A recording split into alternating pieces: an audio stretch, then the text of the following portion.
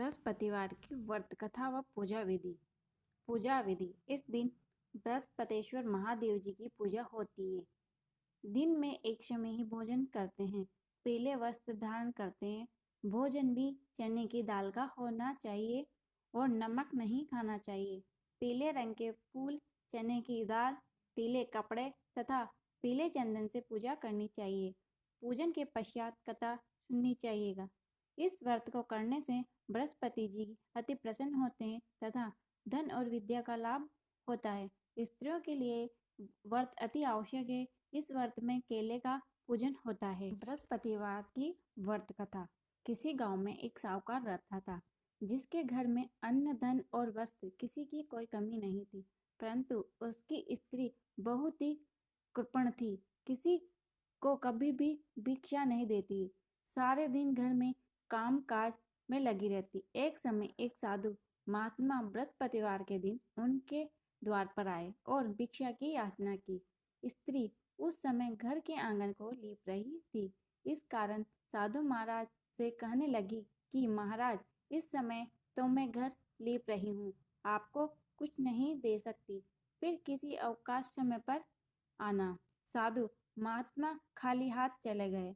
कुछ दिन के पश्चात वही साधु महात्मा आए, उसी तरह भिक्षा मांगी। साहूकारनी उस समय लड़के को खिला रही थी। कहने लगी, महाराज, मैं क्या करूं, अवकाश नहीं है, इसलिए आपको भिक्षा नहीं दे सकती। तीसरी महात्मा आए तो उसने उन्हें उसी तरह टालना चाहा, परंतु महात्मा जी कहने लगे कि यदि तुमको बिल्कुल ही अवकाश हो जाए तो क्या मुझको दोगी? साहूकारनी कहने लगी कि हाँ महाराज, यदि ऐसा हो जाए तो आपकी बड़ी कृपा होगी। साधु महात्मा जी कहने लगे कि अच्छा, मैं एक उपाय बताता हूँ। तुम बृहस्पतिवार को दिन चढ़े उड़ो और सारे घर में झाड़ू लगाकर कूड़ा एक कोने में जमा करके रख दो। घर में चौका इत्यादि मत लगाना। फिर स्नान आदि करके घर वालों से कह दो उस दिन सब हजामत अवश्य बनवाएं। रसोई बनाकर चूल्हे के पीछे रखा करो, सामने कभी मत रखना। सायंकाल को अंधेरा होने के बाद दीपक जलाओ तथा बृहस्पतिवार को पीले वस्त्र मत धारण करो, न पीले रंग की चीजों का भोजन करो। यदि ऐसा करोगे तो तुमको घर का कोई काम नहीं करना पड़ेगा। साहूकारनी ने ऐसा ही किया। बृहस्पतिवार को दिन चढ़े उठी, झाड़ू लगाकर कूड़े को घर के एक कोने में जमा करके रख दिया। पुरुषों ने हजामत बनवाई, भोजन बनाकर चूल्हे के पीछे रखा। वह सब बृहस्पतिवारों को ऐसा ही करती रही।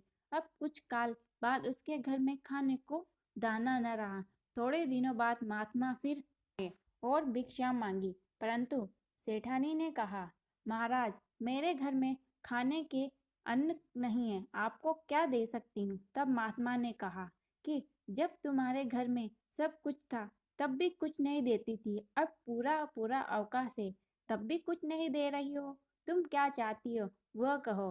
तब सेठानी ने हाथ जोड़कर कहा कि महाराज, अब कोई ऐसा उपाय बताओ कि मेरे पास पहले जैसा धन धान्य हो जाए। अब मैं प्रतिज्ञा करती हूँ कि अवश्य मैं आप जैसे कहेंगे मैं वैसा ही करूँगी। तब महात्मा जी ने उपाय बताया और कहा कि बृहस्पतिवार को प्रातःकाल उठकर स्नान आदि से निवृत्त होकर घर को गौ के गोबर से लीपो तथा घर के पुरुष हजामत ना बनावे। भूखों को अन्न जल देती रहा करो। ठीक सायंकाल दीपक जलाओ और यदि ऐसा करोगी तो तुम्हारी सब मनोकामनाएं भगवान बृहस्पति जी की कृपा से पूर्ण होगी।